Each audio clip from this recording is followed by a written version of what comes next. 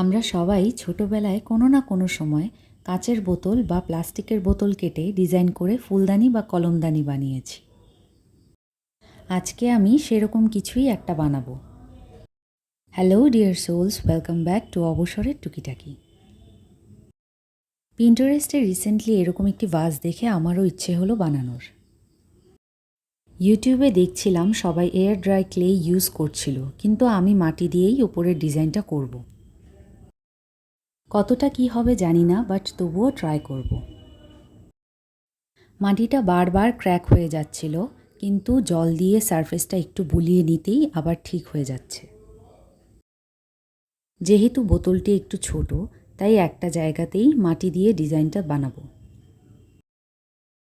এখানে আমি B7000 গ্লুটা use করেছি, তোমরা চাইলে ফেভিকলও ইউজ করতে পারো। লাল রঙের ওপরে মাটির রঙটা পুরোই সবুজ লাগছে।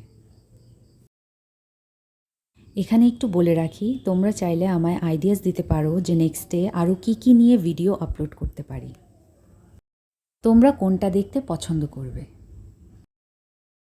একবার ভেবেছিলাম বোতলের রঙটির ওপর ভার্নিশ করব, কিন্তু লাল রঙটি এমনিতেই খুব গ্লসি লাগছিল, তাই আর ভার্নিশ করলাম না। মাটির ডিজাইনটির ওপরে আমি জেসো অ্যাপ্লাই করেছি। যেই জায়গাগুলোতে জেসো লেগে গেছিল সেখানে লাল রং অ্যাপ্লাই করে ঠিক করে নিলাম। লাল ও গোল্ডেনের কম্বিনেশনটা ভালো লাগছে কিনা অবশ্যই জানাবে।